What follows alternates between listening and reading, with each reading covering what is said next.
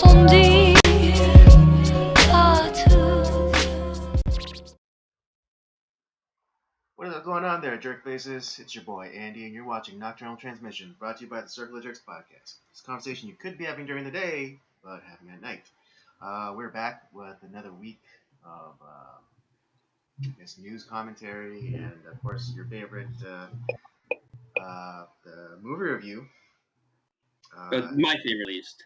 Yeah, at least your favorite. Yeah, it's our favorites, and so to hell with a lot of them.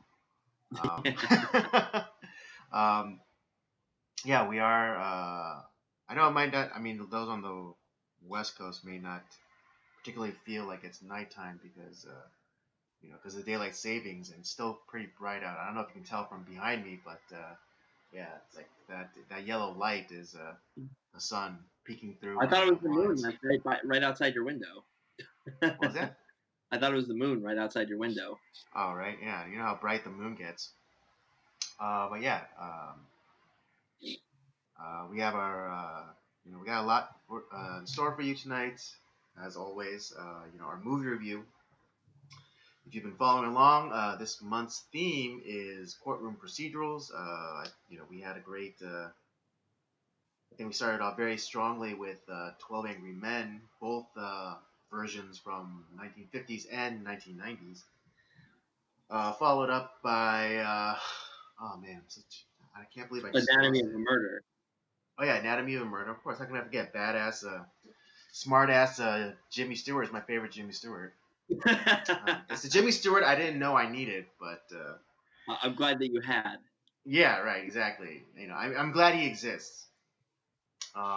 Yeah, and so tonight we'll be following it up with the classic To Kill a Mockingbird.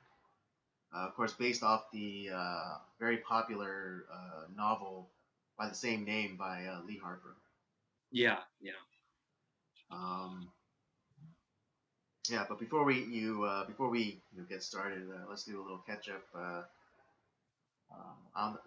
For me and Rob, it's been 24 hours. It's been 24 hours.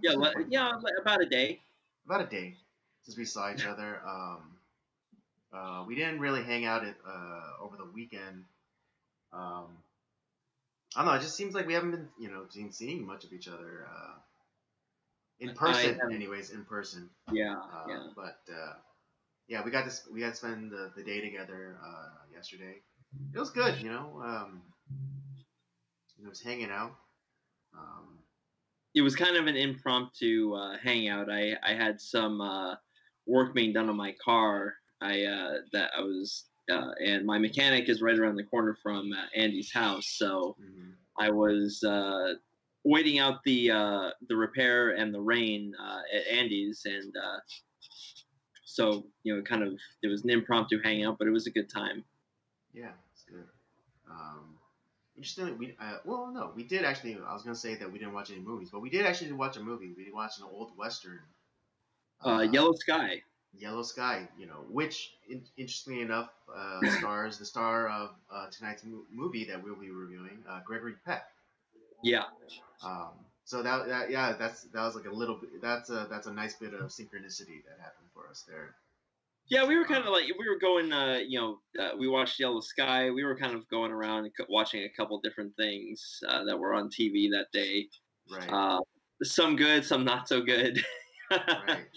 Yeah, interestingly enough, I think the most apolitical thing that we watched was, that on History Channel, that docuseries, The Food That Built America. Yeah. Not to say that Yellow Sky was like this huge political laced thing, which it wasn't. Yeah. But by today's standards, it's very problematic. Well, everything is, problematic today. Right. But yeah, it was a good time. It's one of the rare instances that we actually hung out at my place. That's the first time I think I've ever actually been in your place. I think so, yeah. Well, yeah. I think, you've been in my garage, but... yeah, I mean, I've dropped you off, or I picked you up, but I've actually never been inside your house. Right. Yeah. So yeah, what a treat for you. Yeah. But it was Wow. fun. I had a good time. It was just kind of a few hours, just kind of somewhat relax and just Hmm. you know not have to do anything. Right. So it was good. It was good. Yeah. A true kind of like a veg out day. Yeah, we'll definitely have to do that again at some point. Hmm. Agreed. Um. All right. That's some good catching up. But Yeah, well, I don't really have anything really much myself. Yeah, like I said, it was kind of the first time we've hung out in a while. I yeah. Well, haven't like in really been able person, to do anyways. much. Yeah, Outside of doing this stream. Yeah. yeah, So, or at least yeah. At least yeah. Well, no, that's not true because there was that that time on Sunday, but yeah. that was like a couple weeks ago. Yeah. Well, maybe we'll do something again this weekend because I know my wife is doing something with like her friends. So Hmm. I don't know. Maybe we'll do something. Unless she has like 1,000 things that she wants me to do while she's gone, like having fun, which more than likely sounds Yeah, about right. I mean, knowing your wife is more than likely. Is more than Uh, likely. Yeah, but remember, you chose her. yeah, I did. And hey, we can all be wrong sometimes. Yeah, except for me, because I'm right all the time. I joke, I kid. Um, but yeah, also, oh yeah, just wanted, let's get into this, and first of all, let's all wish everyone a happy 15 days to Stole the Spread. Yeah, It is to the day 1 year since it's been 15 days to Stole the Spread. it's wow. Right? I know. Um, It's like I don't know, like yeah, what is like I don't know what the tradition is for plagues that are supposed to devastate humanity. well, because like I usually like usually after you get married, you're supposed there's a tradition of like saving like the wedding topper and then eating that on your yeah. first anniversary or whatever, and then or and then or something that, the first anniversary is supposed to be kind of like a big thing because it's like Or you oh have a nice it's like dinner, your first like full like as man and wife trip around the sun. or you have But a nice yeah, dinner or something. But right, yeah, yeah. But again, um, for a global pandemic, I don't know exactly what the what's that word I'm looking for. I wouldn't say celebrate, but like whatever to commemorate this auspicious occasion. Right? No, Well, I think I've made my it's kind of choice. like nomenclature, but not really. Is it nomenclature?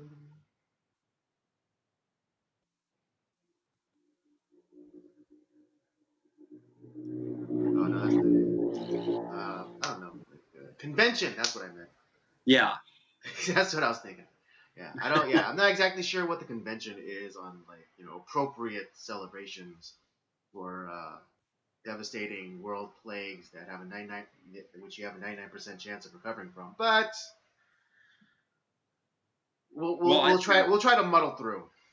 I think I've made my choice as a way to commemorate this auspicious occasion, and Yes, that's actually not a bad idea.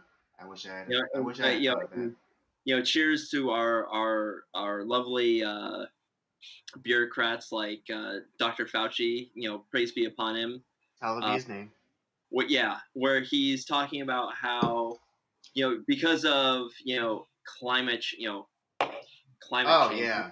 how like That's the latest. That's there's the so latest much from our more dear pandemic, Savior. and then we're gonna have to rely on him even more. Who could have foretold a crazy bureaucrat that's been given way more power than he deserves? That would claim that power and not give it up easily. When honestly, like I would say, like one of the failings of the Trump administration was not firing his ass. No, exactly. Exactly. I mean, I don't want to. Well, not even say. like get him out of that position, but just not make him the figurehead. Yeah, well, and here's the thing: what people don't realize is that, like, oh, he's in the position, no one really knows anything about him other than like with the COVID stuff, but he's been in that position for Since decades. Reagan. Since Yeah, Reagan. Reagan was the one who installed him. So let's God, get that mind, get that wrap that around your mind. and not But only also, yeah, he's not everything completely he's talked about unknown is because wrong. it's not completely unknown because the gays hate him. Like the older gays, they hate his ass Yeah, because Fauci was the one that delayed an AIDS treatment. I forget what it was called, but like yeah, it was like there was an AIDS treatment that was like ready to go, but he delayed it.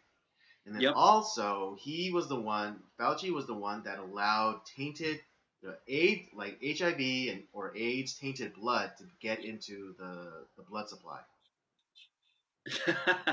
how Which that that to get him fired like is I know beyond me. how did that not get him fired?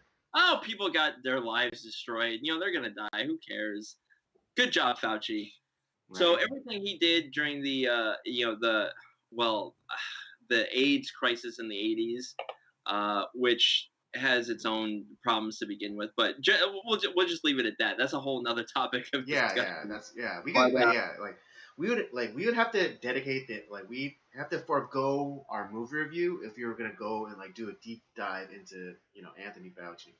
I think that might be something we might need to do at some point. But that's for now. We'll forgo that. But Yeah, he's we'll been we'll wrong put a about pin in that. We'll put a pin in that for now. yeah. He's been wrong about that. Everything that happened then. He's been pretty much. I can't think of anything in the '90s that he was really involved with, but I'm sure he was wrong about that shit too. And he's pretty much been wrong and or outright lying from the get go of the COVID stuff, saying like, oh, the mask, you're crazy if you wear the mask. They don't do anything, which is true. He was probably telling the truth there, but it's like, oh, but I lied to you guys because we didn't want there to be a mass panic and our healthcare workers would be without the mask.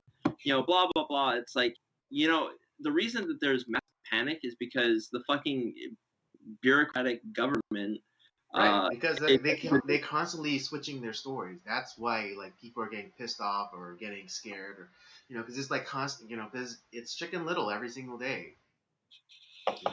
Exactly, and the and that's why they create panic. I honestly believe if maybe not everybody, but I think if you give people the truth and actually like give them the facts, we can all make the decision for ourselves of like what type of response. How we can best care for ourselves. For me, right. I would just continue to live my life because honestly, like if this Wu flu was what's gonna kill me, I'm ready to go. To be honest, or at least you're not afraid. I'm not afraid. Let's not put it out there that you have a death wish. No, I don't have a death wish. But I'm not scared like of oh no. Even if I got sick, I'm pretty sure I would recover. And I mean, on a daily basis, there are at least a dozen things that could kill us more than COVID. Like even just in our daily living, there are things that we do every single day that have like, weirdly enough, have a chance to kill us. I mean, going to the bathroom is more dangerous than or the likelihoods of you hurting yourself in the bathroom are higher than getting coronavirus. I can't tell you how many times I've almost slipped in the shower and thought I was gonna die. Exactly. Right. Exactly. There are tons of mundane everyday activities that have a higher likelihood of injury or death than the coronavirus. Yeah, and with the so you have this like so the guy lies. I mean, if you and I mean, are we really surprised that we're at a year off from that? Like, I'm certainly not. Yeah, no. As soon as I went out and like before it was a mandate, and everyone was wearing masks, regardless. Literally, like I was the only one in a store not wearing a mask before it was mandated. Yeah, I knew immediately that we were like, oh my god, this is never gonna end. Yeah, I could understand if like a couple people here and there who, especially people who get sick like easily or like have a bad immune system or whatever. I kind of get that, okay? Right. But like when you have everybody and their mom like masking, and then when it's not mandated, but then they're looking at you like you're about ready to like kill everybody. Yeah, they look at you Because like you're you're a not wearing a walking mask. biohazard. I was just like, you gotta be. This is like you. It's like, oh, this is gonna happen, isn't it? Yeah, no. I mean, there's still like there's some places where that I don't wear a mask. I don't want to be a hypocrite and say I'd never wear a mask. I do wear a mask because I made the deal with my parents. Honor thy father and mother, and when I'm with them, I will wear the mask because like one time I didn't, and like at Costco, and they're giving me a hassle, and like my mom was freaking out. Even though I mean I love my mom and everything, but she totally left me hanging because she just like went right in, and I had to like try and explain myself, and like I had to like basically make the Costco manager my bitch,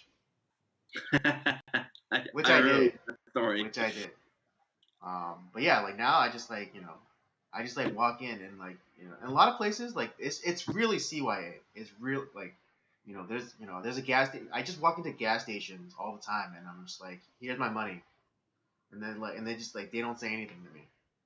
Yeah, it's just like because I think everyone's really tired of it, but at the same time, like in some cases, I feel, especially for small businesses, I feel bad because like if they decide like, okay, well this shit's stupid, we're not gonna do the whole mask thing. Like I said, you're either gonna have somebody like tattletale on them, some nanny state supporter, Yeah, you busybody. know, that is gonna rat on them to like the health department, and some asshole who knows that like it's all bullshit anyways, because these are the same people that go and hang out at the French Laundry with Gavin Newsom indoors with no masks, but they're gonna shut down that business. Or you're gonna have some other asshole that is gonna claim like that oh, my dad died because he came in here and you guys weren't wearing masks, and I'm gonna sue you into oblivion. And none of it, obviously, none of it ended up being true. But still, like that business can't handle all those legal fees. Right, Whereas, and that's where I'm a little more sympathetic with smaller businesses. Um, and I'll just kind of wear the mask.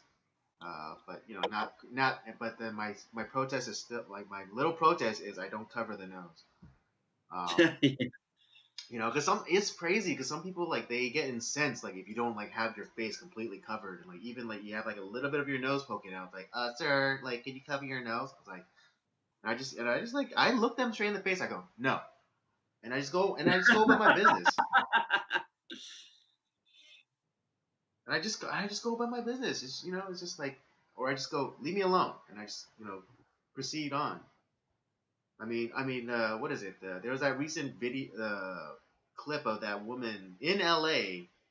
Going through the drive-through of a Starbucks to get a drink, and they wouldn't give her drink until unless she put on a mask. And they said like, but then they said like, she said that she didn't have one, and then the worker said like, well, I could give you a mask.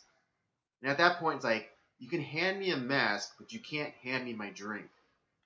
exactly. At that point, I'd be like, okay, well, I want my money back, so you guys Well, can go. no, that brings me to my next point though, because it's like, did they take her money? Oh, I Like, did guarantee she they hand did. like did she hand them her card, and did they do the transaction? Because in that then you could get them, you could sue them for something. What is it, like false advertising, or not delivering on after payment, or some sort of thing. Yeah, I But refuse. That's always like suggested on like or when you get to the drive-through. It's not at the entrance of the drive-through. It's like when you actually get to the drive-through window, like that they supposedly they want you to wear the mask. It's like, no, I'm in my car. I'm sorry, it's just not gonna happen. right, no, exactly. I mean, it'd be one thing like if you went in to go order something. I I get still that. wouldn't, but I I'd don't want to, understand. but I get it. Yeah, I wouldn't, but I understand because like you are physically going onto the business's property. And yeah, and so like they can enforce it or not, whatever. I understand that, but in my own car, I was like, go fuck yourself.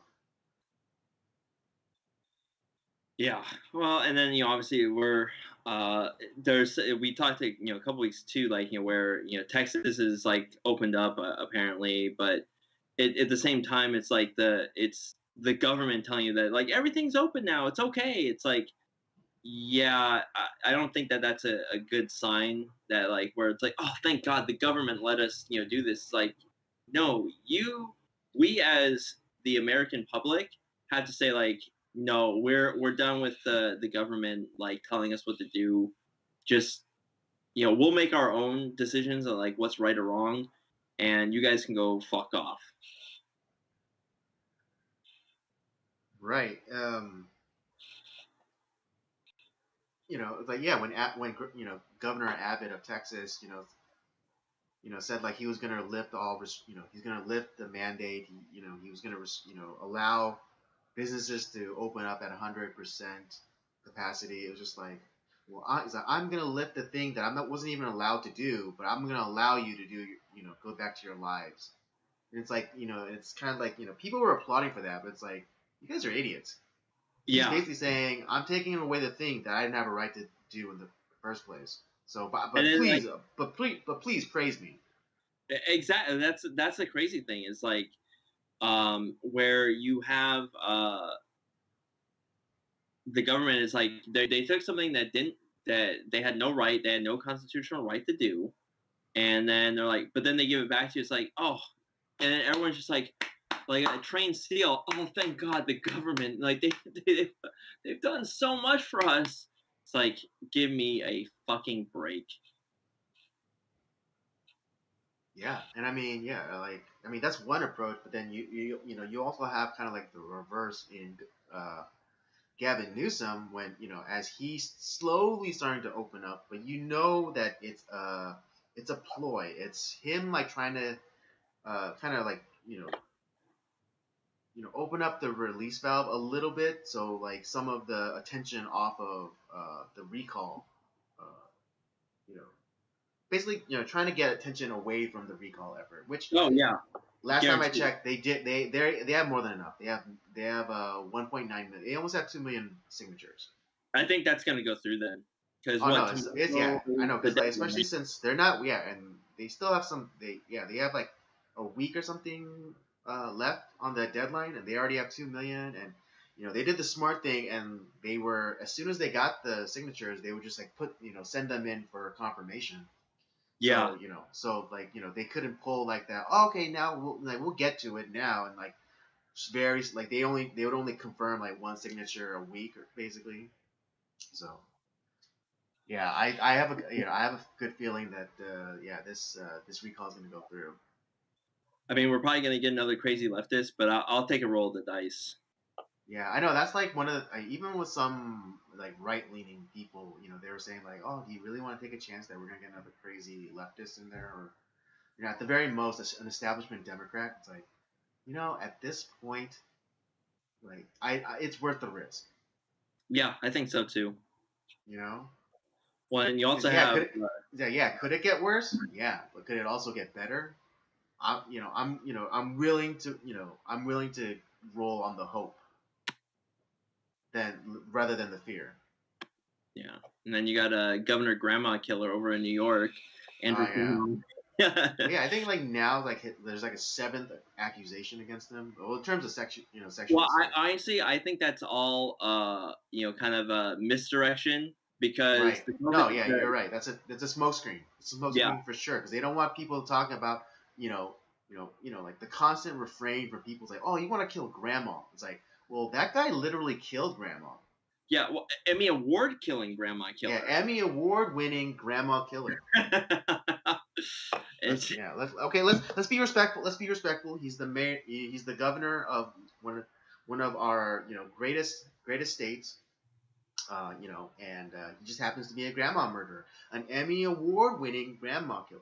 Yeah, I mean but hey, No, he let's was a little bit of respect. A little bit of respect. he was the gold standard, according to Joe Biden and and the mainstream media or the legacy media for Right? Even months. Fauci was like saying like, yeah, that Cuomo, he's the one doing it right. Yeah, it's just like, my God. Of course, all the establishment and crazy leftists, they thought, oh man, he's doing awesome. It's just, but yeah, this is what you get. This is what happens when people don't give a shit and they listen to the legacy media. They don't think for themselves, Mm-hmm. and yeah, and you just let government just take more and more and more, and before you know it, there's nothing left for you. Like, there's no rights for you.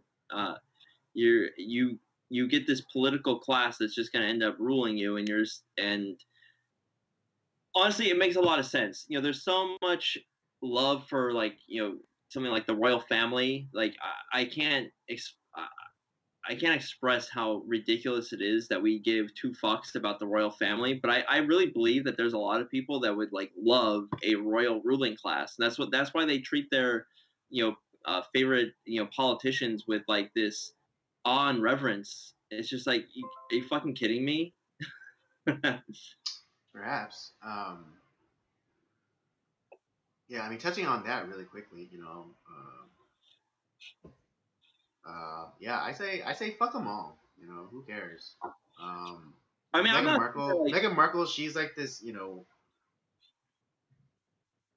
don't know, has been, but like, kind of like failure to launch kind of celebrity. actually, there's a great line. One of my favorite race car drivers, Kurt Busch, he had this great line when he got wrecked, early on in his career. He's like, it's just sorry, got wrecked by an old has been, or I'm sorry, a never was. That's kind of what Meghan Markle was. She kind of was a never was. Right. Yeah. I mean, yeah. I thought she was hot, and I enjoyed because I used to watch the show that she was on, Suits, Suits. which is really good. It was It really well actually is a written. good show. Yeah, What was that? I like the show too. It's good. Oh yeah, yeah. The dialogue was great, and like the actors were, everyone was cast like perfectly. I like Harvey Specter is my spirit animal. Um, uh, but yeah, I mean, beyond that show, like I couldn't see her in any like other role. No, I mean, she probably, if she had ended up staying here, she probably would have ended up being very typecast. Mm-hmm. Um, and which there's nothing wrong with that, to be honest. Like, you can make a good career out of being typecast. Yeah, I mean, there are Um, a bunch of actors who made their careers of just being typecast. yeah, there's nothing wrong with Um, that. yeah, I was trying to think of someone like really prominent, but I can't think of it right now. But yeah, but then like as soon as like she started, doing like the whole identity politics thing and saying like, oh, the royals are racist and they didn't want me. It's like okay, what if they No, are? what? Well, fuck them too. Like I don't Yeah, care. Like maybe they are racist, but it's like you came in and you fucking destroyed this man's life, Prince Harry. Like um, I mean beyond I'm gonna give the benefit of the doubt and say that like his father and his grandmother cared very much for Harry. You know yeah, I will say that. And you're the harpy that came and tore him away from his family. yeah. And it's like, the thing is, it's like, because there are certain like aspects of duty that the royal family does have, and Mm-hmm. you know what, they're expected to do certain things, and she didn't want to do any of that shit, and so she's like, oh, well, fuck this isn't what I thought it was. And then she was like trying to like come over here and like kind of defect back, back to the US, but still kind of like have um the benefits of being a royal or being married to a Mm-hmm. royal. Right. And then but Queen Elizabeth, to her credit, says like, fuck that. No, you guys are out, you're out. you don't get the you don't get those benefits too. Like, if you're not gonna like play the part of being a royal, then get the fuck out. Right. Yeah, and it's like yeah, and like you see like pictures of them like happy and smiling or whatever. It's like, so you're saying that was all just a lie. Mm-hmm. You know, I mean, you know, I'm not necessarily sticking up for the royals. I mean, because like, you know, because Princess Di, I mean, there's some shady shit about that. Oh God, yeah. You know, and I'm sure that Harry has like some resentment, you know, over that too, because like, you know, you know, because they basically chased away his mother. Yeah. And you know, and I'm sure like they tried their best, like fill in, you know, after his mother's passing, but you know, I'm sure Harry has like some grievances towards his family. Oh, 100%. Yeah. As well, but just like, you know, all the interviews and interactions like I've seen of, you know, Meghan and Harry, it's just like that guy's cucked. That guy's cucked hard. Dude, yeah, he is.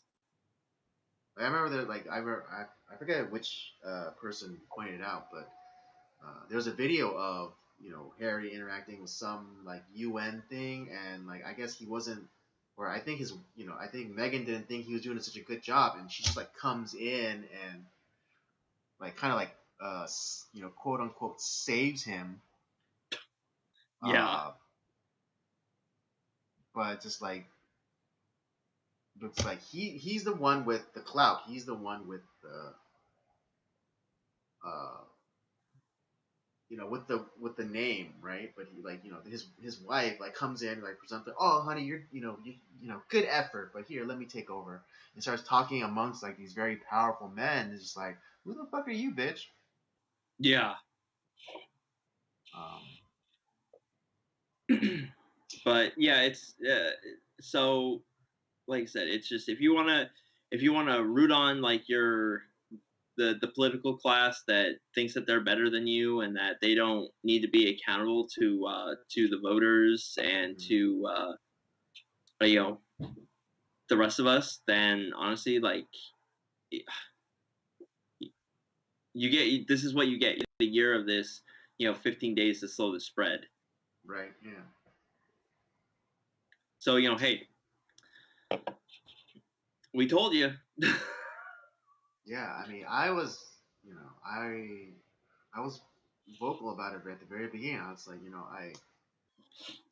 you know, it's like, dude, like, if I mean, and I know I don't have any skin in the game. I don't have a business. I mean, other than this, which, you know, which isn't a terribly big operation, is, you know, I do a lot of the work myself. But yeah, if I had like a business, I wouldn't have shut down. I wouldn't, you know, I wouldn't have followed along with, you know, you know, all like, you know, the, you know, crazy like Simon Says kind of you know, orders.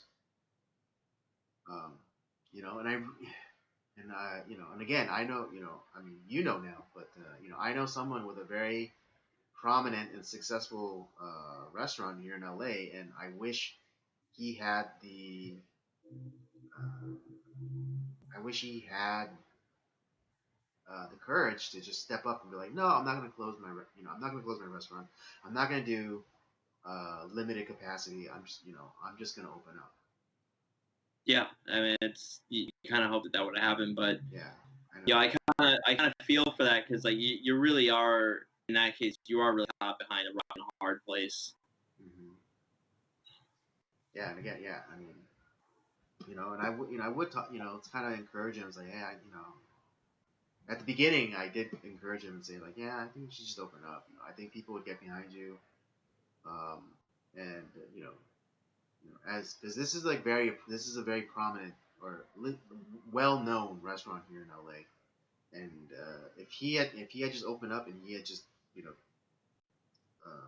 just disregarded the compulsory orders of the government, I think more people, I think more businesses would have stayed open, and I think a lot more and then this wouldn't be as bad. Like we may have still like have lived under some sort of restriction, but not to the extent that we are now. Right? Yeah. Well, here's to a year of this craziness. Hopefully, you know, people wake up and you know, we'll get to some sort of semblance of like life before this. I mean, I did. I mean, I don't even care if it gets back to like what we had before, but just more freedom. You know. Yeah. That I did. again, I mean, at the very beginning, I did joke and say like this was the best apocalypse ever, and I truly still feel that way. Because I think this is a time of opened eyes. Because there's a Yeah. lot of things that people we kind of just like had the blinders on. We are kind of going on a very like low vibration, and we kind of just took things as they were. It's like now everything's changed. Like businesses are now big, or at least big corporations are finding out that they don't need to pay rent on like this huge building. Like people can do work from home. All you need is internet access, and you can do your job. Yeah. I mean, People not are all, not everything, but like there's a lot of stuff that's true. You could do that. right. And people, because like they had to tighten their belts, they started figuring out, what they really needed, you know, what was a luxury, what was excess. And so, people finding it out. People are finding out like who people actually are. Yeah. You know, before, we were able to have like these friendships, very superficially. But now, like, because of, hyper polarization, it's just like now we know who people are. Now we know where people line up, and it's like, and we can, now have like, genuine relationships with people. Yeah. And I dare say that that's a win. You know, so yeah, so to couple that with more freedom, and I think that we will be better off than where we were. Yeah. I certainly think that as well. Like it's, yeah, a lot of stuff happened this past year that's like, wow. I was really surprised with some people, to be honest. Mm-hmm. Absolutely. All right. Well, let's get on to the next topic. Yeah, let's plug along, and something that we this next topic we kind of came to actually through watching that History Channel show that I mentioned earlier, uh, the food that built America. Particularly talking about the episode specifically was the Kraft one cheese. dealing with crab. Yeah, about the processed cheese, American cheese. Yeah. What was it? Is it James Kraft? Yeah, James Kraft. He came. He's from the country, and he knows about cheese because he used to make cheese, and then but he didn't like the fact that it would spoil or go Get bad, and moldy. so Yeah. yeah, it got moldy and ruined cheese, and so he came up with a process of making cheese that was shelf stable essentially. Yeah. Um, and yeah, and then and that was around the time of when was it? It was just before like the prohibition. So this is like right around like World War I, just before World War I. He had started doing this, and like he sold his stuff to like troops over in the Right. American troops that went over. Mm-hmm. But then when Right. prohibition hit, Yeah, when Prohibition hit, that's when one of a surprise rival came out of nowhere, which was the Pabst Brewing Company. yeah. Um, I had no idea about that, to be honest. I didn't either. The things you learn, the things you learn on TV. Um, but yeah, Pabst, because of Prohibition, Pabst Brewing Company like had to close down. Um, well, at least at the time, the CEO, I forget what his name was, but it was like basically the son of the founder of Yeah. Pabst Brewing. He had invested a lot of money into modernizing the factory, and uh, and by doing so, he made himself very competitive within the market. But then all of a sudden, Prohibition hit, and he tried his best, but he went to his brother, who they were estranged at the time, and he's just like, you know what, I'm folding, I'm packing it in, uh, the company's gone. But his brother, uh, you know didn't take no for an answer, or wouldn't say quit. And so he shifted the business into making cheese, like in the same vein as Kraft, the processed cheese. Yeah. Um, and so by doing that, he actually saved Pabst Brewing, which and if Pabst never went into making cheese, they probably would never have survived to the end of Prohibition, so that they can go back to making beer. Yeah, well, some people would be like, "Well, thank God that happened," say, or like that they went out of business. But, right, because I know the reputation of Pabst beer these days. It has its. I've had worse beers. It's good. Right, yeah, it's not that bad. I mean, when I'm not saying it's my go-to beer, or even like one I would choose out of three, but if it'll do. It'll do. We had one of my friends on. I think it was last year, where he's kind of a beer snob, and like if I suggested him to like here's a PBR, a Pabst Blue Ribbon, he's like he would liken that to like a hooker spitting to his mouth. I mean, he would just revile. Wow, that's a pretty extreme position to take. Yeah. I mean, I'm just saying that's a pretty strong position to take on beer. Yeah. But yeah, we bring that up because because we specifically want to focus on the Prohibition part of that story. Yeah. And if those of you who are unaware, the Prohibition, the amendment that that made making or brewing or making or selling alcohol legal actually started off with another movement known as the Temperance movement. Yeah.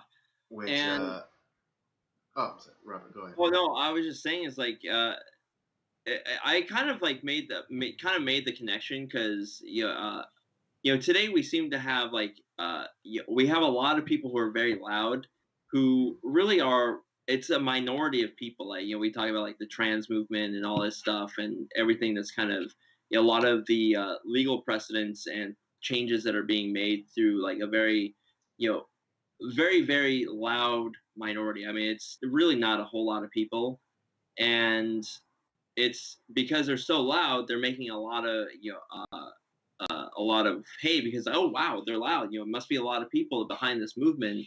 And in reality, it's really not. I mean, you look at like some of these rallies and stuff. It's like there's really nobody there. And it's kind of the same thing that happened with Prohibition. I mean, it was a very vocal minority of busybodies that didn't like that. I mean, maybe there was some problems, like people who are just, I mean, getting drunk off their ass everywhere. Because I think one of the biggest pushes was because of like the I guess like the link to domestic violence. Yeah, I mean, but to be honest, like during that time during Prohibition, guess what? There still was domestic violence. Right, exactly. Why? Because maybe it's for the opposite effect. It's because they didn't have beer, so they're fuck. I'm gonna beat my wife. It's like these guys, like, just because like alcohol is like isn't involved, people who like beat the shit out of their wives, guess what? They're pieces of shit. They're gonna beat their wives regardless. It doesn't matter if they have beer or not. Mm-hmm. But yeah, sorry, continue. Yeah, but even then, I don't think like domestic violence was at a rate where it necessitated them to passing an amendment to outlaw, the making and selling of alcohol. Well, like I said, this is one of those things where you have a vocal minority that like is so loud that it causes the government to this is around the time of probably one of our worst presidents, Woodrow Wilson. It was like right around that time, and right. it's just like, well, so you get this kind of really these, like I said, that grand political class that think that they're the quote unquote Ivy experts that think that they know more than us normal folk, and so they listen to these people. It's like, oh well, this is they either are too scared or like they feel like, hey, here's a way that we can enact unconstitutional laws. Which, to be honest, I think the whole prohibition movement was really unconstitutional, even though it was an amendment to the Constitution. Right. Yeah. Even though they made an amendment to say, yeah, this like drinking cover, uh, like the government has purview over drinking. Yeah, Yeah. and Which is ridiculous because like then it's like then you can say that any drink can is the purview of the government. yeah, and even kind of like, so you have like these people that are okay, well, we're gonna create this, but I was telling Andy, and I wasn't sure that like I didn't think that I wasn't sure if you knew that, or I think you told me that you didn't know this before, but I was like, you know what happened, like so you have these uh these lawmakers, in government, senators, congressmen, the president, all the bureaucrats who are in the know of what's going to happen, and uh, they're people of means, and so they pretty much buy up before everything passes. They buy up all that like whiskey or whatever their liquor of choice was, and they wrote it out like because it was not illegal for people to consume alcohol. It was illegal to manufacture and distribute alcohol. And it kind of goes back to like, what's you have a lot of our political class today that are so involved with investments and business, and they create these laws that to their that To their benefit. really affect themselves, like for them to make money, where they are destroying one business to and helps another, and it helps it helps their whatever their stock prices or whatever, and they're in the know, so they have this insider trading. It's not insider trading, it's like they're changing the rules to benefit themselves, Right. Yeah. and the rest of us aren't privy to that until like it's you know Yeah. So it's come too late along. until it's passed and it's like jammed down our throats. Interesting. There's a lot of parallels to like the previous topic. We were talking about the response to the coronavirus. Because I mean, you want to talk about laws like the mandates which we established are unconstitutional and should be Yeah, completely ignored. But you know, there's making small businesses not able to operate, which only benefits the big businesses. I mean, like it or not, like we just went through the greatest transfer of wealth in human history. oh yeah, guess who made the most money? Guess who actually not only made money but made the most money? Amazon. Yeah, um, all Target, these Walmart, Procter and Gamble. Procter you know and Gamble. yeah, I mean, and it's like, and the Walmart, Target, all these places, they made a shit ton of money, Hmm. while people are pretty much, if not losing their businesses, or like on like it's on death's door. Yeah, I mean to say it's on life support is not doing it justice. It's yeah, they're 1 foot in the grave at this point. A lot of businesses. One, and I remember there was And this then like, but then like again, you're talking about passing laws now, and then you have the the raise to $15 minimum wage. Like that is that's gonna be the final nail in the coffins of a lot of small businesses. Because like even if tomorrow they said that businesses could open 100% and no more mask mandates or whatever, there's no and like but they passed the $15 minimum wage. There's no way that the small businesses could recover. yeah There's no way they could like rebuild the business and then also on top of that have to pay. Uh, well, it used to be double the amount because the old minimum wage used to be like seven something. But there's no way that they could pay like twice the minimum wage that they used to pay like even 10 years ago. Yeah, it's just it's crazy. Like and like I said, it's these unconstitutional laws that are being passed, and the benefactors of it are our political class and the our quote unquote social betters and these major conglomerates. Mm-hmm. Exactly. But I saw like a lot of similarities in like kind of just in our discussion yesterday. Like wow, there's actually a lot of people that are benefiting from.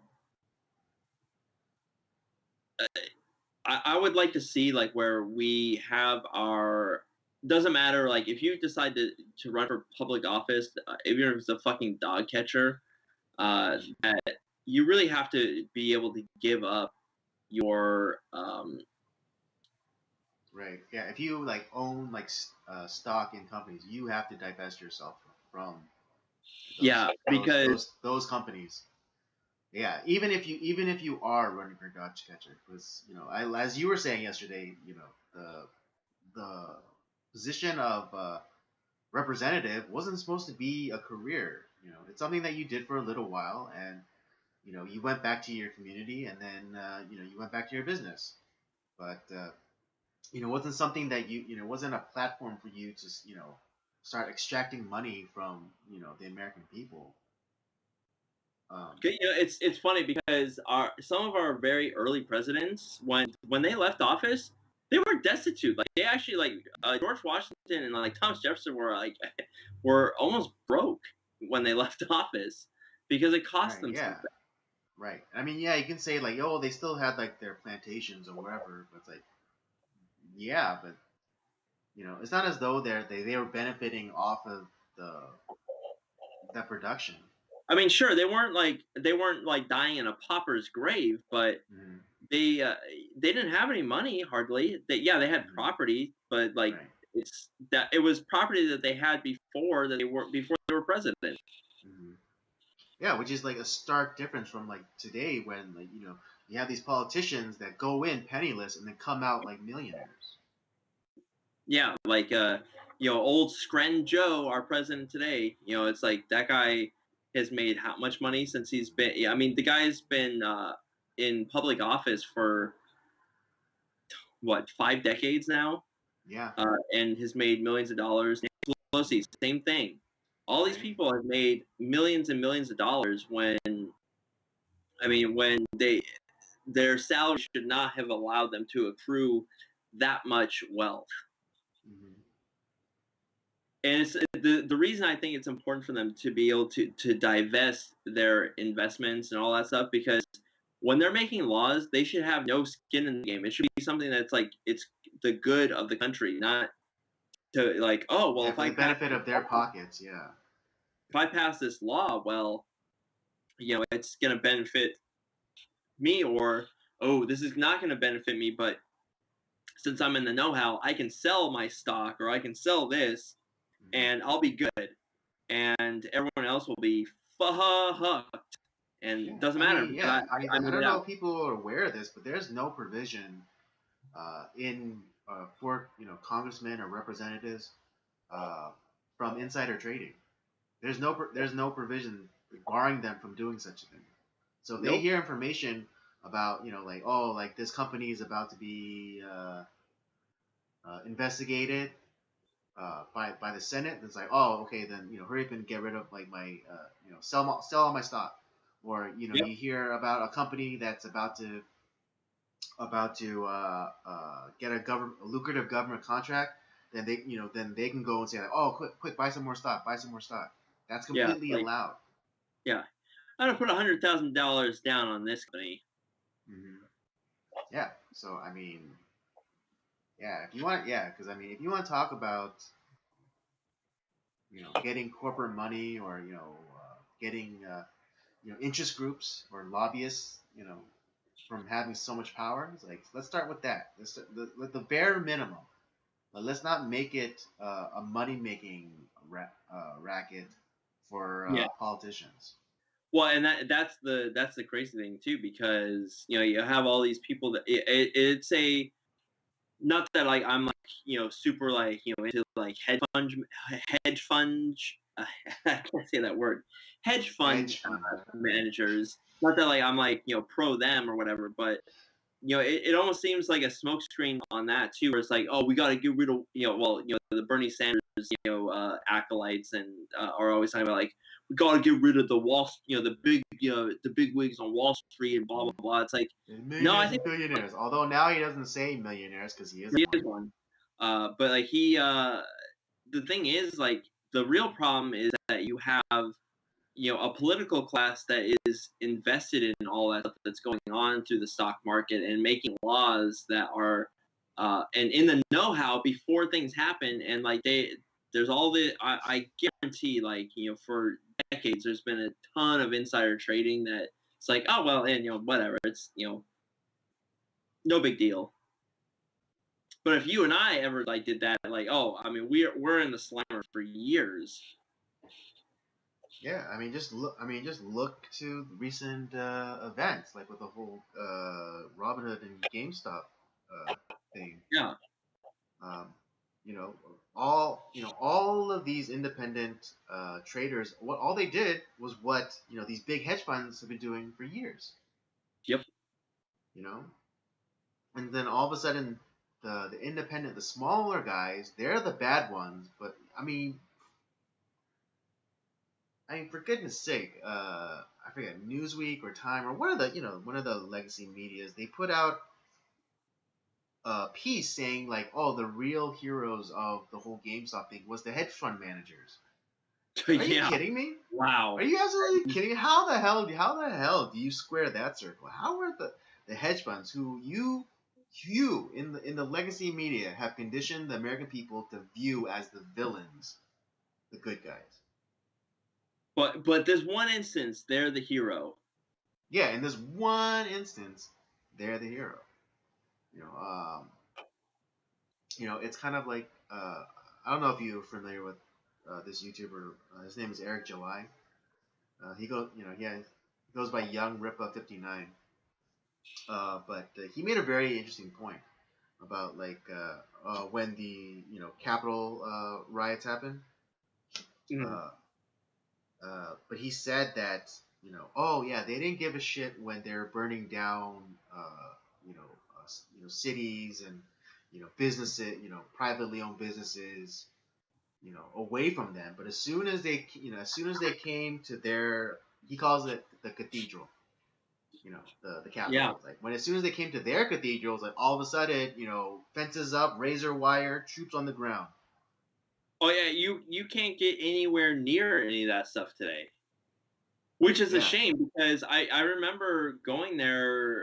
It was 2015, I believe, when I went to DC, and honestly, I had the time of my life. It was one of the greatest vacations I've ever been on, and I got a chance to see a whole lot that I never thought I would, and it's ruined now. I can't. It's like like there's been a lot of people. It's like downtown Fallujah. I mean, it's really it's awful. Yeah, right. And again, walls are bad. You know, walls are bad until it affects them. Yep. Because they're crying, "Oh, walls are racist." But as soon as someone comes and throws a rock at their window, it's like, "Oh, walls up." And I'm not even saying that like I was a proponent of what happened at the Capitol building, but it's one of those things that I honestly like I kind of get it. Like I understand like why they did that.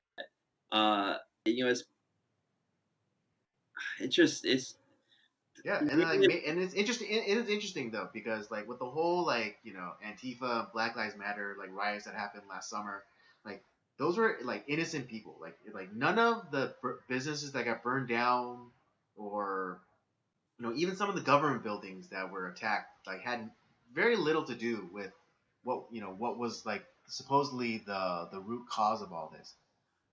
But this one time when they actually went and not attacked, but I don't know how. you know, let's just say it this way: the the blame was placed directly on the correct people. Yeah. And that's all it was. The blame was being put on the correct people. And that's why they're freaking out. Because they're like, oh shit, people are starting to figure things out, and we can't have that shit. Yep. You know what's funny though is like Joe Biden got arrested for doing the same thing back in like probably like 1970 something before he became a senator, because Really? he went into the Capitol building like and ended up sitting in some senator's chair or whatever, and then he got arrested. He talked about this on like the David Letterman show like a number of years ago. Oh, that's right. That's right. It's like I don't know. so, It's just so hard because he lies about so much. It's hard to know where. about that too, but like I'm if he got arrested, there's probably some record of it somewhere. Likely, yeah. But yeah. I completely forgot about that. He actually admitted it. But it's so hard with Joe Biden because he lied about so much stuff. Yeah. Back in the day, that's it's kind of hard to remember or keep track of. Yeah, but that's yeah, but yeah.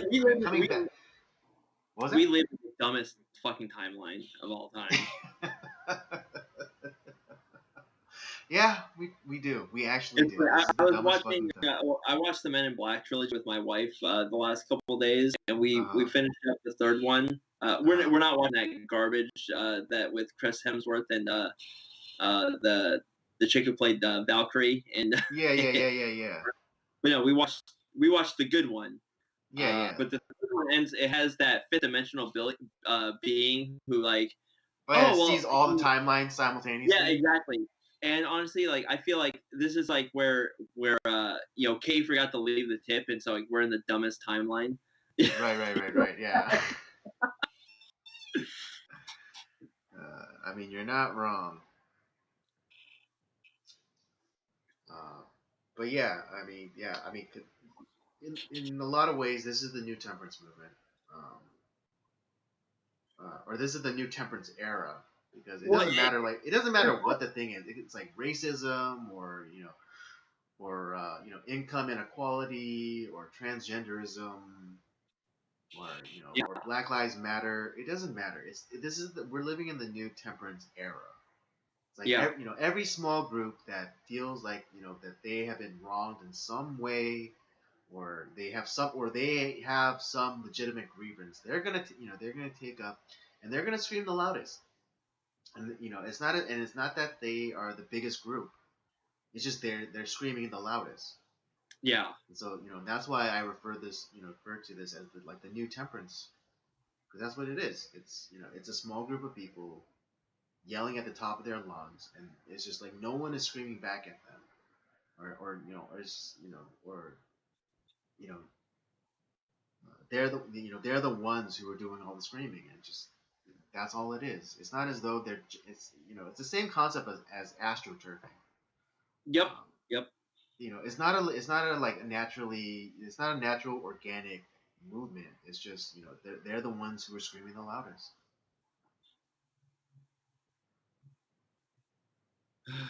It's a great, like I said, it's the dumbest timeline, but it's the dumbest timeline. It makes for an exciting topic. Oh, absolutely. This is probably one of my favorite things we've ever talked about on here. I don't know if you have anything. I don't have anything else to say about it. Do you have anything else, or should we get on to the fun part? Yeah. Which in a weird way still kind of couples to like the new temperance. Everything's kind of connected today. It's kind of nice. Yeah. I'm really digging the synchronicities that are happening tonight. Because the movie review is going to have a lot of interesting like social review as well. Mm-hmm. And something that I've been thinking about, that I've been saying for quite some time, not necessarily on this podcast, but just in everyday life. Yeah. So why don't you give the synopsis? I'm gonna use this opportunity to use a bathroom break, and then I'll be back. All right. All right, folks. Uh, Here we go. Yeah, Scout Finch, 6, and her older brother Jim live in sleepy Maycomb, Alabama, spending much of their time with their friend Dill and spying on their reclusive and mysterious neighbor, Boo Radley. When Atticus, their widowed father and a respected lawyer, defends a black man named Tom Robinson against fabricated rape charges, the trial and tangent events expose the children to the evils of racism and stereotyping. Uh, they didn't include the, so I added it there. It just sounds better, like structurally. Um, but yes, as we said earlier, this movie was, when was this movie made? 1 second. 1962. And again, is based off the well-known book by the same title, To Kill a Mockingbird. Um, It was released. Starring. It was released Christmas of '62. Oh wow, Christmas movie. Yeah, it's not a I mean, Christmas movie, but yeah, it's it's released by Christmas. technically I know it's not officially a Christmas movie, but technically it is because it was released during Christmas. Quick But note: LA Confidential. That's a Christmas movie. like technically or official or like actually. Well, it's the opening. It's set at Christmas time. Okay, so it's kind of like the Die Hard thing. Yeah. Okay, fair enough. Um, but yeah, um, like I was saying, what was I saying? Yeah, well-known book by the same by Lee Harper, and yeah, it's like it's one of those books where everyone has read it especially in high school. Kind of warning of the evils of racism and intolerance and things like that. Oh, I love the book. The book is great. Yeah, I love like the little extra. I don't think I've ever really finished the book, but I do remember I read like at least a good part of it.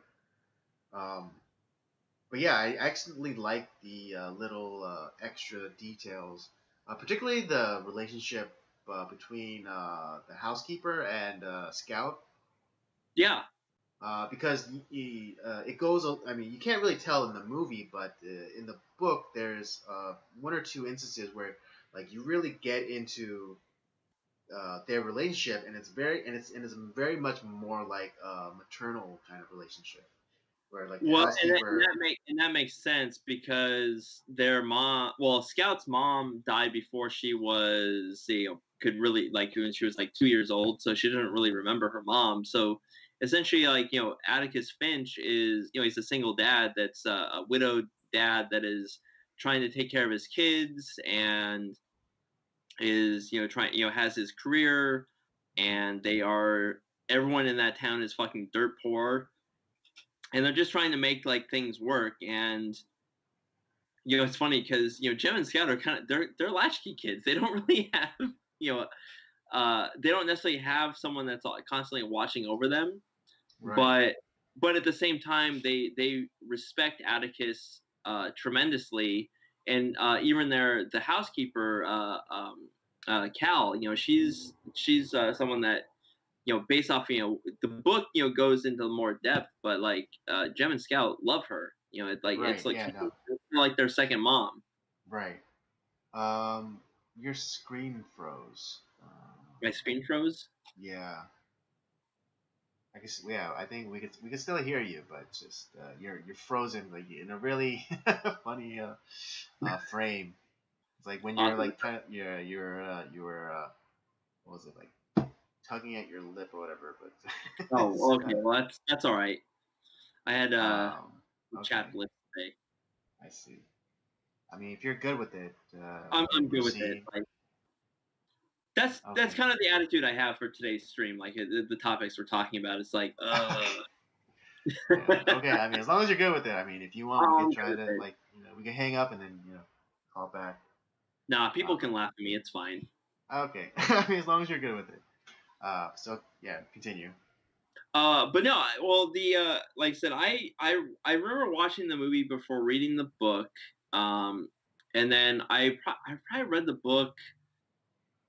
I want to say like I was probably like 10 years old when I first read this book, and then obviously Wow. like it's one of the well now at the time when I was in school, when you and I were in school, this was required reading. Like I think I remember reading it like in like eighth or ninth grade for English class.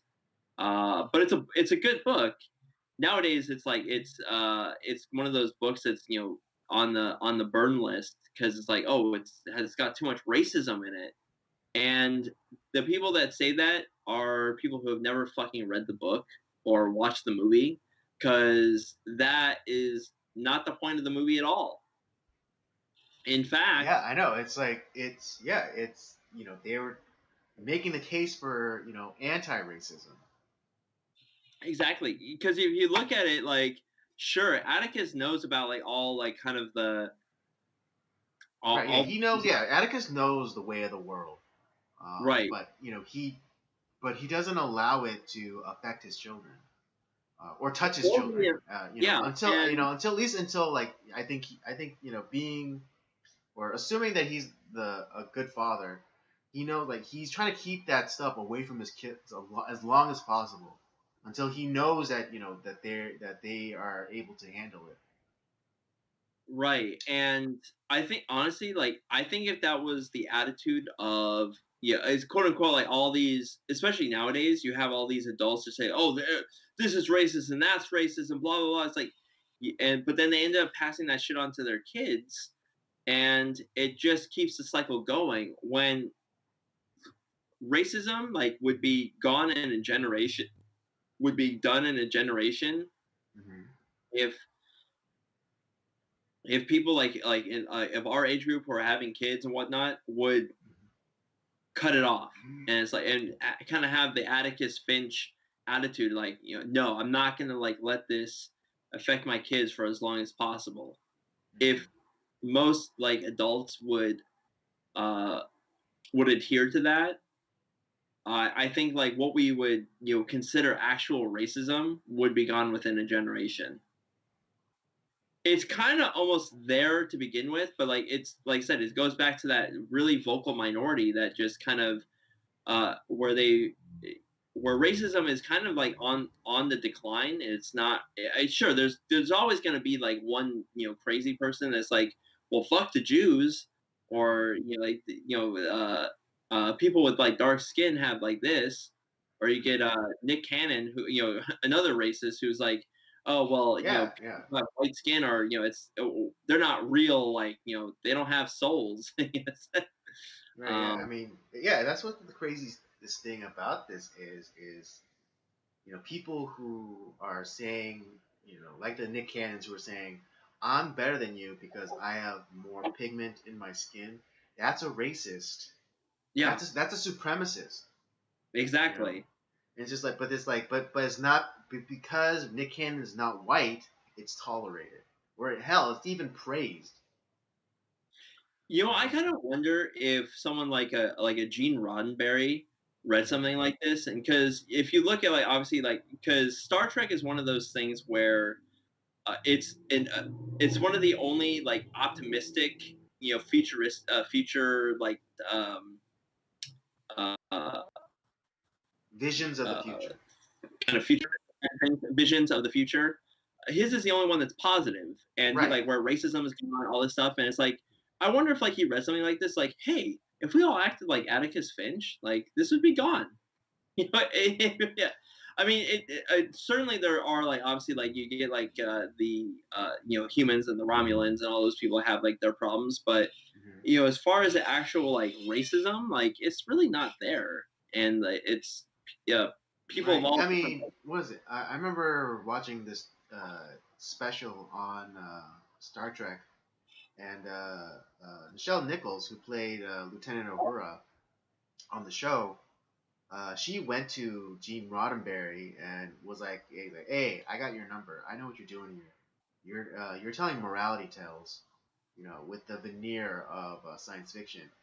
and she said that he just looked at her and said like, "Shh."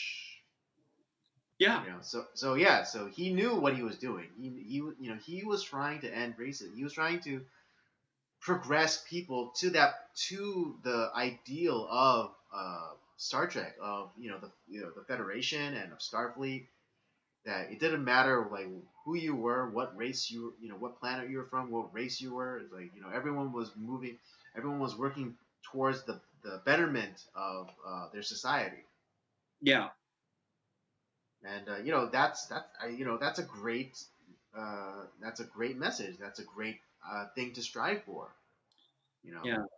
And I really feel like that's embodied in Atticus Finch's character. Like it just he believes that the world can be better, and he wants to pass that on to his kids, who honestly like they don't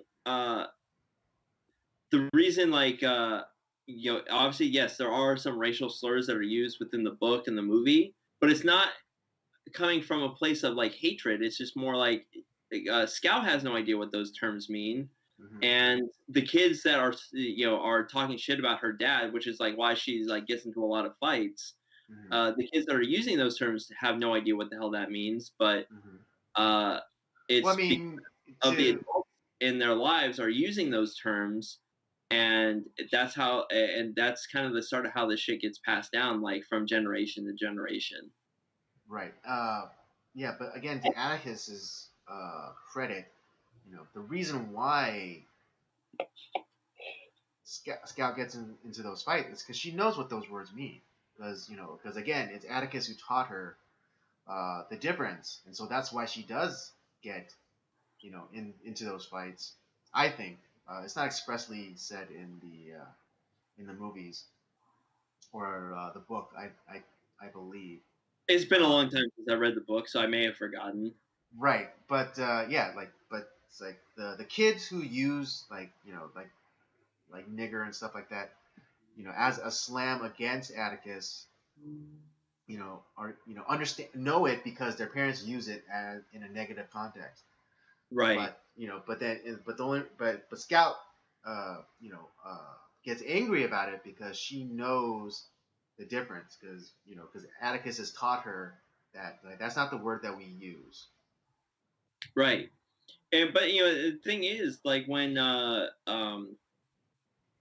there's a scene like where Atticus takes Jem and Scout go with Atticus when he's going to meet Tom Robinson's family, and there's no like animosity like between like Jem and Scout and like the black kids, Tom's kids, Mm-hmm. and even like during the courtroom scene that we get, like Jem and Scout like hang out with the in the upstairs area where the black people are watching the trial, Mm-hmm. and they not only do they like hang out there, they know the Reverend, they know Yeah, his name. the black Reverend who's watching the trial. Yeah, they know him. They like, oh hi Reverend. It's like, oh, it's like Jim Scout. What are you guys doing here? Yeah, If anything, yeah, Jem and Scout have the most healthiest relationships with black people. they have no hatred in their heart. They have no like animosity, anything like that. Mm-hmm. It's which you would think like, oh well, they're from 1930s Alabama, like they're the anybody that has like any sort of like white skin has to be filled with hatred, and that's just not true. Yes, there was it was a tough time for the black community down in the South in like the 30s, but guess what? It wasn't like necessarily like the a lot of people necessarily in the public that really believe that. It's overstep of government, like that are creating these laws that are unconstitutional, that are that go against what had been fought for previously, like what had been legislated, and they essentially created laws that went against those laws, and uh, people were they just kind of turned a blind eye. Yeah, exactly. Um, I mean, if you think about it, why was there a need for the civil rights movement?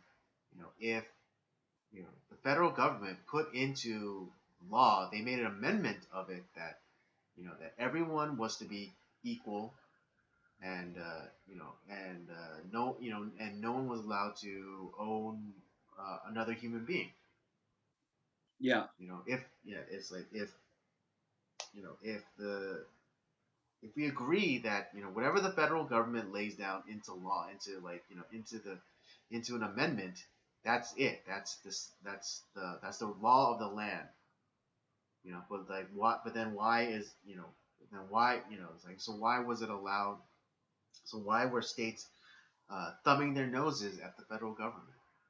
You know.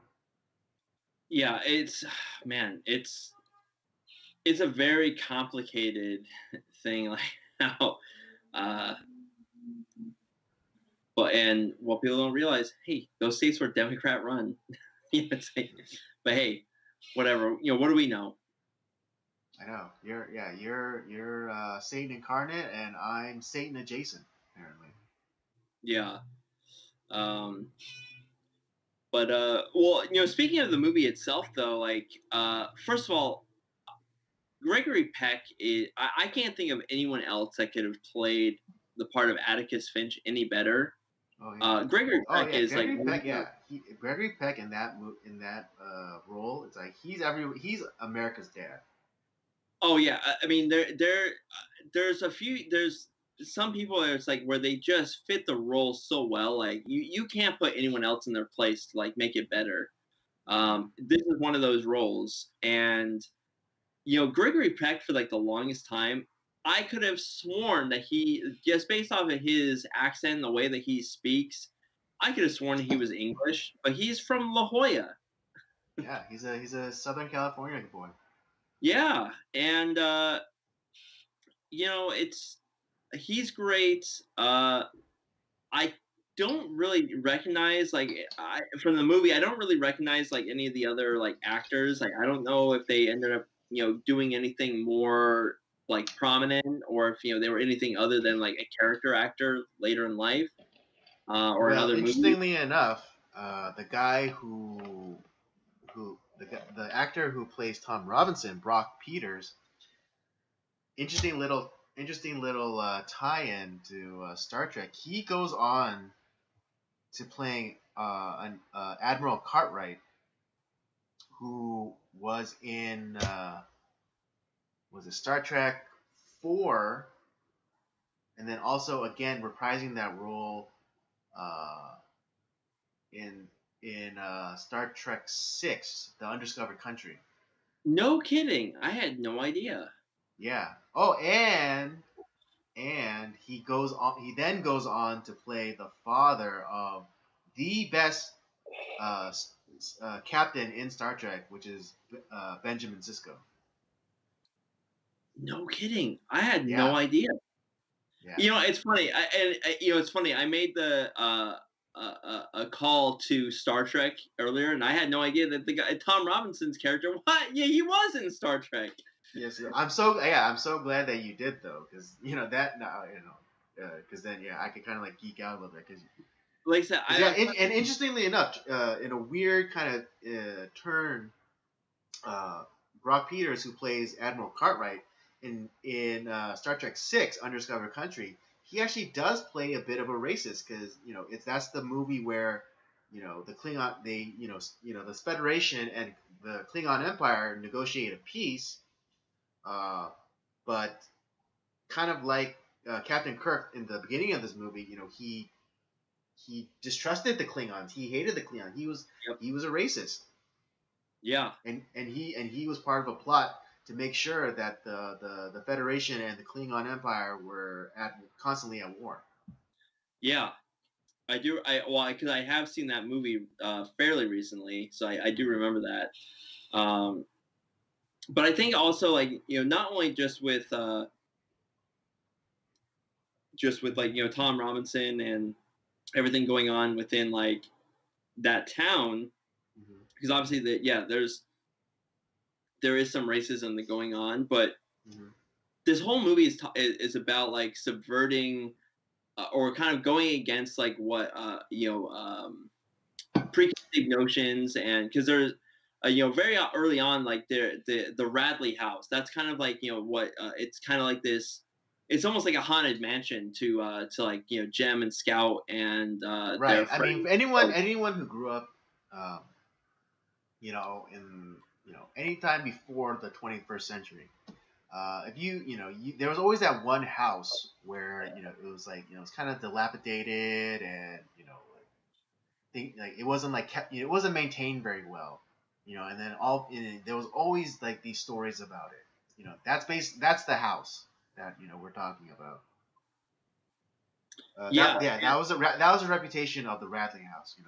right, and there's Even like the stories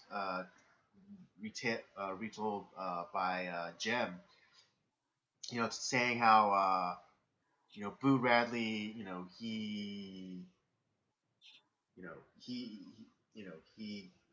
what was it? Oh, that one neighbor lady. She was saying how like Boo he Radley like one day was like was like cutting things out of the newspaper to scrapbook, and then his father came by and just plumb stabbed his father with the scissors, and went back to snipping newspaper.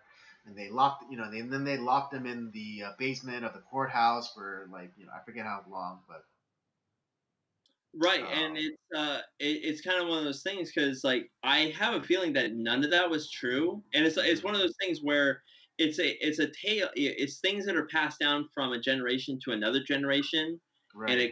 it creates a lot of problems, like with kind of the idea of like racism being passed from one generation to another.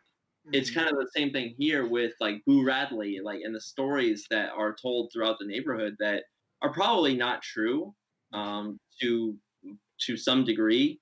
Like I'm pretty like the story of Boo Radley seems pretty tragic, to be honest. Mhm.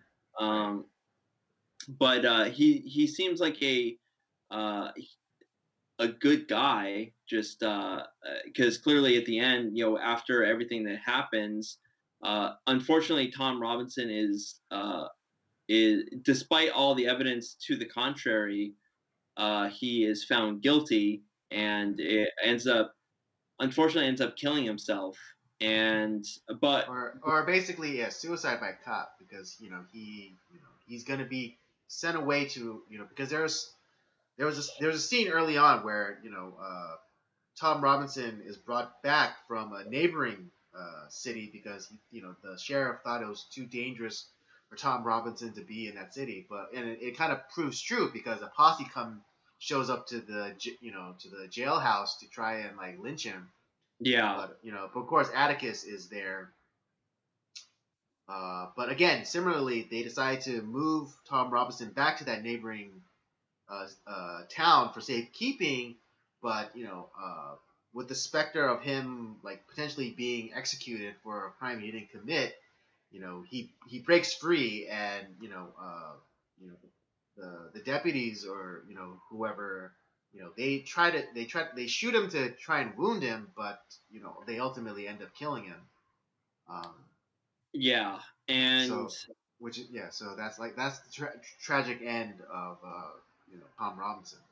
yeah, but like during the course of that trial, one of the characters, Mr. Yule, who is just he's like Bob Yule. He's the guy that would, when you think of like kind of what the left thinks of like anybody that lives in the South, that's like the quote unquote like white racist, they think of guys like Bob Yule. I mean Right.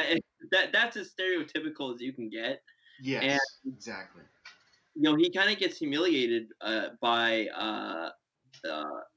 Atticus because with the facts and logic and the truth, and um, so he ends up, after everything that happens, he's still like furious with Atticus, and Hmm. ends up like a coward attacking his children. Hmm. But who comes to the rescue? Boo Radley, who is kind of like who subverts the expectations and the stories that are told about him, and he ends up being the protector of Atticus's children and wins the respect of Scout and Jem and all the things that um, uh, that had been said about him are just probably untrue. Like he has some sort of like mental, like I don't know if it's like mutism or whatever about him, but Mm-hmm. he's not a bad guy. He's a good guy, Mm-hmm. and it was just kind of like this whole movie is about kind of not adhering to like what everyone says or what everyone believes because really like Uh, a lot of these preconceived notions like or everything it's just it's ridiculous. Um you have to see you have to look for the truth, you have to see the truth, and um yeah, it just this is a wonderful movie. The book is fantastic. Read the book, watch the movie. uh I really love this movie. I haven't seen this in years and years, but I'm glad that most of the movie is not a court case, but it's still. I'm glad we watched this for this month. mm-hmm. Yeah. Right. Yeah. It's in the synopsis it says it reveals the evils of racism and stereotyping. And yeah, and what Robert said, talking about how like not to follow or not to not to just take stereotypes or racism on face value, uh, but to really interrogate and investigate for yourself, and then coming to your own understanding. And I think like that's a lesson that Scout learns. Like, not that she was like a racist herself, like Mm-hmm. and that she hated black people, because that's not true. But I Right. think she learned through that, like through the idea from Boo Radley, like where oh, it's the boogeyman essentially, but then learns that like that ends up being her protector and Jem's Mm-hmm. protector. Mm-hmm.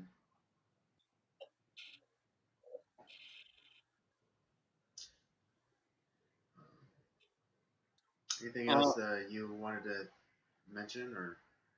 no, I just this is a fun movie, man. Like this is I think it's also very fitting that we chose this movie. We did it like a couple months ago. Mm-hmm. Well, because we've kind of laid out our most of the year's movie reviews and like our themes, Mm-hmm. but this is I think very fitting that it's come now because there's been so much that is being told that like, oh, we can't read this anymore because it's evil and it's racist, and this movie and this book have kind of fallen into that category as well. Even to like the consternation of Harper Lee, the author of the book, who says like, you people are fucking stupid. Well, she didn't quite say that, but the red the point she's making is like, you people are fucking stupid. This movie has nothing to do with racism. It's anti-racism, and but no, Right, it's which I'm told is a very important thing to teach. exactly, but clearly like it's too evil because it's got some bad words in it. So Mm-hmm. we had to burn it, and I think people would do themselves a lot of good by reading a book like or watching the movie To Kill a Mockingbird. It's just it's funny. Like I was telling you yesterday, how I watched the movie before I read the book, and because Mm-hmm. Atticus Finch or Gregory Peck as Atticus Finch is just so perfect. Mm-hmm. When I read the book, Yeah, I you heard figure Gregory Peck's Gregory voice. Peck. Yeah, yeah. Yeah, yeah, and it's interesting because cinematically, could Tom Robinson, the character, be the first victim of like a Me Too allegation? Yeah, I mean, it's funny. Like, I mean, I know you're not like necessarily a huge fan of Crowder, but he did a skit based off of To Kill a Mockingbird, and it's like making Yeah. That's right. Yeah. out there. And it dealt with it was using To Kill a Mockingbird. It was his. Right. Yeah. Of course. So yeah, it's kind of that way, and it was kind of a the sword of Damocles, because it has the Me Too, and then it's obviously has like the racist element to it, and really the real villain of this is Yule's daughter, who is just like she's because what was it? I mean, she at least in the movie she's not depicted as the most attractive woman, and so maybe it that tied into like her feelings of inadequacy, and then coupled with like Tom Robinson just being decent to her. Yeah. Um, and like you said, he felt sorry for her. Yeah, and that was, and then the closing statement that Atticus gives, like, yeah, Tom Robinson is not on trial for rape. He's being tried because he felt pity for a white woman. Yeah, and in reality, like not only was so you have a lying bitch in what was the daughter's name? Like, I forgot her full name. She was Mayella. Mayella. Yeah, Mayella Yu. And then and the person that beat the shit out of her was that her dad, or was that like her husband or whatever? No, yeah, it was her father. It was her father, right? It was her father, because according to Tom's testimony, Mayella, advanced on him, and proceeded to kiss him, and then her father saw them through the window, and that's when he became irate. Yeah, and it's fun. His full name is Robert E. Lee Ewell. Yeah. If that's a stereotype of like the typical like Southern racist, if I've ever seen. I mean, that's right up there with like Jim Bob. Yeah, exactly. And oh man, it's just honestly, it's kind of it's a tragic story, but God, I really love this movie. I'm gonna make sure that I probably end up like watching this again at some point. I really like this movie. It's great. Yeah, no, I mean, no surprise here, but I completely agree with you. All right. Well, I mean, if you don't have anything to say, I don't have anything to say. So let's get into I'm good. I think I've said my piece. Yeah. All right. Let's get into our rating, and let's wrap this bitch up. Why don't you give the rating first, Andy? All right. Well, I mean, this probably won't come as a surprise, but I'm gonna give this a 5. Yeah, I'm right there with you. I think it was. Like, I mean, everything down to like the casting, and it was flawless. I can't think of anyone else that would have been better in any role. I don't know if this was his very first role, but like this is also Boo Radley was played by Robert Duvall, his very early in his career, yeah, role for him. And like I said, Gregory Peck is as Atticus Finch, like you can't pick it any better. And all the kids, Tom Robinson's character, all the characters great. The story itself, Harper Lee wrote a masterpiece in To Kill a Mockingbird, and this is one of the better book to film adaptations. And I'm pretty sure she had a huge role in getting because this is 2 years after the book came out. It was released in 19. It was adapted. Yeah, it was, like the rights were bought up and it was adapted to a movie. Yeah, so I'm pretty sure that she was very involved in the making of the movie too, because I can't think of anything like there. Sure, there was like some things that were taken out, but I don't think there was anything that was changed like in a serious way. Right. Yeah, I mean, well, the Dill character, they did like shorten that up, and yeah, like a lot of because they went on the character of Dill and Finch and Jem and Scout, they went on a lot more adventures. Right. So in the book, but yeah, but other than but again, like I think time wise and to tell a more concise story, it was good that they kept those out. right, but like I said, it's nothing that was like necessarily affected the story or like Right, the right, yeah. story. So like I said, it's one of the better film adaptations of a book that I've seen. Right. And because normally I'm very critical of that. It's like they fucked. Right. There's a lot of times where like, wow, they fucked this up big time. Right.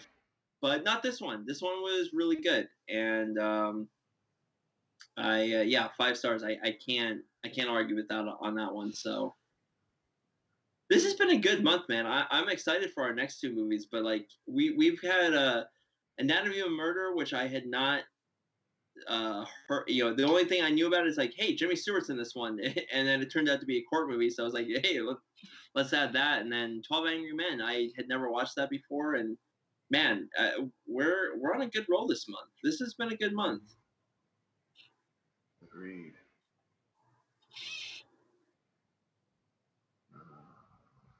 This is the theme that you chose too. So good, good call. Yeah, good on me. Pat on the back. Don't bring your in there. I know. Don't hurt myself. Patting myself on the back. But yeah, that is the review of To Kill a Mockingbird. Both Robert and I give this a 5. Very much recommend this movie, and really watch it before they memory hole this one. Oh yeah, dude, yeah.